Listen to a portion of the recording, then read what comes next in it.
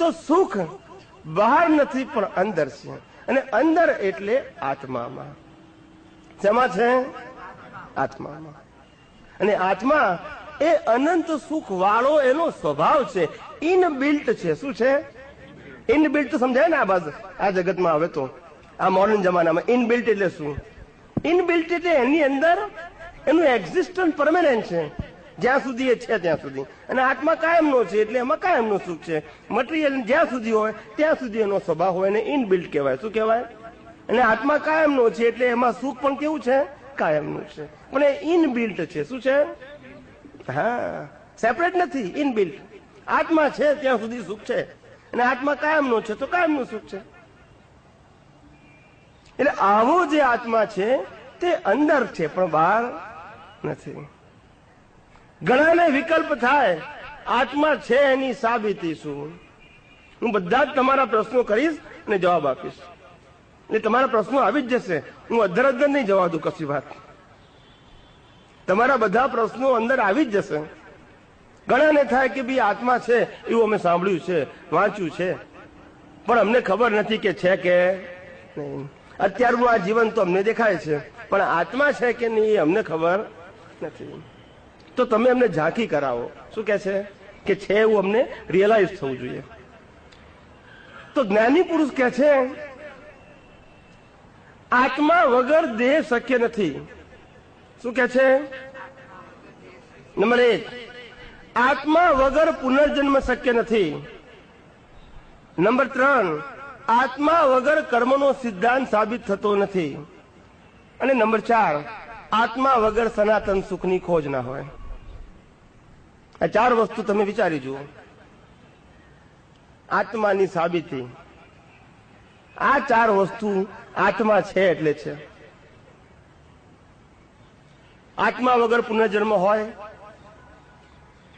અગર આ બોડી સિવાય બીજું બોડી જ ના હોય તો પુનર્જન્મ હોય. અને પુનર્જન્મ હોય તો કોનો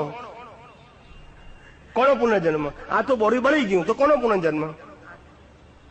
પાછલા અવતારમાં હોય તો અત્યારે છું અને નેક્સ્ટ બર્થમાં હોય કોણ? બોડી. કર્મનો સિદ્ધાંત કયા આગળ લાગુ પડે? આત્માના હોય તો લાગુ પડે. હું આજે જે કર્મ કરું છું મારે નેક્સ્ટ બર્થમાં ભોગવવા પડે છે, એ કર્મનો સિદ્ધાંત ક્યારે લાગુ પડે? આત્મા હોય તો કે ના હોય તો? આ બધી વસ્તુ પ્રૂવ કરે છે કે આત્માનું એક્ઝિસ્ટન્સ છે.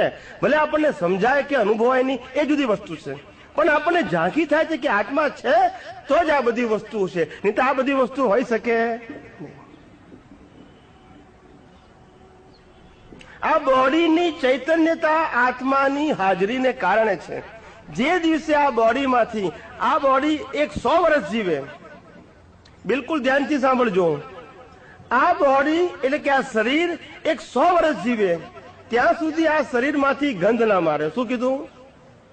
પણ જેવો આત્મા નીકળી જાય કે તરત, એટલે આ બોડીની ચૈતન્યતા, લાઈવનેસ એ આત્માની હાજરીને કારણે છે. જેવો નીકળી જાય એટલે આ બોડી ગંધાઈ ઉઠે. આ બધા એને એક્ઝિસ્ટન્સના પ્રમાણ છે. અનુભૂતિ જુદી વસ્તુ છે, પણ છે એવું આપણને કંઈક અંશે ઝાંખી થાય છે. કારણ કે આવું થાય છે, રિઝલ્ટના ઉપરથી ખ્યાલ આવે છે કે ખરેખર કોઝ શું છે. આ હોય તો જ પેલું હોય, એ તો સંભવે નહીં. આત્મા છે તો જ શાશ્વત સુખની ખોજ છે. કારણ કે આત્મા શાશ્વત છે. આ જગતના એક પણ સાધન, સંપત્તિ અને સંબંધો શાશ્વત નથી, અને નથી તો શાશ્વત સુખ પણ ના હોય. પણ આત્મા શાશ્વત છે, માટે શાશ્વત સુખની લોકો શું કરે છે? ખોજ કરે છે. આ બધી વસ્તુ સાબિત કરે છે કે આત્મા તો છે. હવે મને એટલું સમજાયું કે આ જગતના બહારના સાધન, સંપત્તિ, સંબંધોમાં સુખ આપવાનો સ્વભાવ નથી, અને સુખ તો અંદર છે. અંદર એટલે કે મારા આત્મામાં છે એવું મને સમજાયું. પણ અંદર રહેલો આત્મા મારે પ્રાપ્ત કેવી રીતે કરવો? નંબર પ્રશ્ન આગળ આવે છે. કેમનો પ્રાપ્ત કરવો? કેમનો ઓળખવો? અંદર રહેલો આત્મા મારે ઓળખવો કઈ રીતે? કઈ રીતે મારે ઓળખવો? મને આટલું તો સમજાયું કે સુખ બહાર નથી, અંદર છે, અને અંદર એટલે મારા આત્મામાં છે. હવે આત્માને કેમનો ઓળખવો? ના થાય પ્રશ્ન કે આત્માને ઓળખવો કેમનો? ત્યારે આત્માને ઓળખવા માટે જે જીવ પોતે, જે સમર્થ આત્મજ્ઞાની પુરુષ નિરંતર પોતે પોતાના શરીર સાથે આત્મામાં નિવાસ કરે છે. શું કીધું? શરીર સાથે, not without body, with body, living in soul. શરીર સાથે પોતે પોતાના આત્મામાં નિવાસ કરે છે એવા અનુભવી આત્મજ્ઞાની પુરુષ આપણને આપણા મૂળ સ્વરૂપનું ભાન કરાવે ત્યારે આપણને આપણા આત્માની અનુભૂતિની ઝાંખી થાય. શું થાય? એટલે બિગિનિંગ ઓફ આધ્યાત્મ માર્ગ થાય. શું થાય? પોતાના સ્વરૂપના ભાન સિવાય આધ્યાત્મ માર્ગની શરૂઆત થતી નથી. અને એ પોતાના સ્વરૂપનું ભાન થવું, awareness of his self, real self, પોતાના સ્વરૂપનું ભાન થવું, એને ઇન્ફોર્મેશન ના કહેવાય. શું ના કહેવાય? એને નોલેજ ના કહેવાય, એને મેટર ઓફ એક્સપિરિયન્સ કહેવાય. શું કહેવાય? એ એક્સપિરિયન્સને ભાન કહેવાય. શું કહેવાય? હું આત્મા છું એવું જાણવું, હું આત્મા છું એવું સમજવું, એને ભાન કહેવાતું નથી. ભાન કહેવાતું નથી. ભાન ઇઝ ઇક્વલ ટુ પ્રતીતિ. શું કહેવાય? પ્રતીતિ. જ્ઞાની પુરુષ જયારે જ્ઞાન આપે ત્યારે હું કોણ છું એનું ભાન કરાવે છે, એને પ્રતીતિ કહેવાય. Everlasting awareness. શું કહેવાય? Everlasting awareness of his real self, પોતાના સ્વરૂપની કાયમી જાગૃતિ. શું કીધું? પોતાના સ્વરૂપની, અને ભાન કહેવાય. શું કહેવાય? એ ભાનની, એ ભાન શબ્દની વ્યાખ્યા આપવા માટે ડેફિનેશન હું તમને એક દાખલો આપું છું. પેલા ભાનની વ્યાખ્યા આપું અને પછી એક્ઝામ્પલ આપું. ભાન કોને કહેવાય? સમજણ તો હિન્દુસ્તાનમાં બધા પાસે છે કે હું આત્મા છું, હું શરીર નથી, એવું સમજણ તો બધા પાસે છે. શબ્દ જ્ઞાન, નોલેજ, ઇન્ફોર્મેશન બધા પાસે છે. Most of people they have. પણ ભાન નથી. શું નથી? ભાન એટલે શું? એની વ્યાખ્યા તો કે ભાન એટલે, હું પેલા ભાનની વ્યાખ્યા આપું. ભાન એટલે જે વસ્તુનું ભાન થાય એ કોઈ દિવસ ભૂલાય પણ નહીં અને યાદ પણ ના કરવું પડે, એને નામ ભાન કહેવાય. શું કીધું? ભાન એટલે જે વસ્તુનું ભાન થાય એ ભૂલાય પણ નહીં અને યાદ પણ ના કરવું પડે, એને શું કહેવાય? ભાન કહેવાય.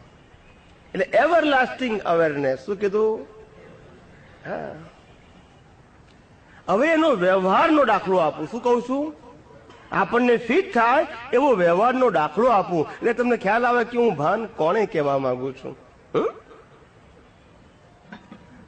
વ્યવહારની અંદર જ્યારે એક છોકરો ને એક છોકરી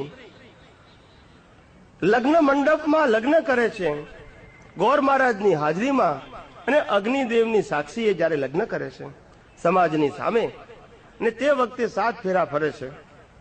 એ 7 ફેરા ફરે છે તે વખતે ગોર મહારાજ બંનેને ભાન કરાવે છે કે આજથી આ તમારા ધર્મપત્ની છે ને આજથી આ તમારા પતિદેવ છે. એ ભાન પ્રાપ્ત થયા પછી ભૂલાતું પણ નથી અને યાદ પણ કરવું પડતું. બોલતા નથી બધા. વાત બેહે છે કે નથી બેહતી? તો ઠીક છે. આને ભાન કહેવાય. એમ જ્ઞાની પુરુષે એકવાર ભાન કરાયું કે હું નિશ્ચય નિર્ણયથી કેવળ શુદ્ધાત્મા છું, પછી એ ભૂલાય પણ નહીં. અને એવી ભાન કરાવનારા જો સમર્થ પુરુષ આપણને ભેગા થાય તો કે છે કે હું કોણ છું એનું ભાન થાય, તો આધ્યાત્મ માર્ગની સનાતન સુખના અનુભૂતિની બિગિનિંગ થાય. શું થાય? એન્ડ નહીં, પણ શું થાય? Beginning, root cause. તે પહેલા કોઈ પણ વ્યક્તિથી આ સનાતન સુખની અનુભૂતિની શરૂઆત પણ થાય નહીં. કોઈ પણ જીવ દ્વારા ના થાય. પોતે પણ પ્રાપ્ત ના કરી શકે અને બીજા દ્વારા પણ પ્રાપ્ત ના થાય. જ્યાં સુધી આવા અનુભવી આત્મજ્ઞાની પુરુષ દ્વારા તમારું દ્રષ્ટિ પરિવર્તન ના થાય ત્યાં સુધી પોતાના સ્વરૂપની અવેરનેસ, જાગૃતિ, ભાન એ પ્રાપ્ત થાય નહીં. અને એ પ્રાપ્ત ના થાય તો આધ્યાત્મ માર્ગની બિગિનિંગ ના થાય. શું ના થાય? હવે આવા આત્મજ્ઞાની પુરુષ ને ઓળખવા કઈ રીતે? નેક્સ્ટ સ્ટેપ, ઓળખવા કઈ રીતે? માનો કે આપણને સમજાયું કે આવા અનુભવી આત્મજ્ઞાની પુરુષ હોય તો આપણને આપણા સ્વરૂપનું ભાન થાય, પણ ઓળખવા કઈ રીતે? ચર્મચક્ષુથી ઓળખાય એવા, આ બુદ્ધિથી પણ ઓળખાય એવા નથી. તો કેમ ના ઓળખવા? એમને ઓળખવા કેમ ના?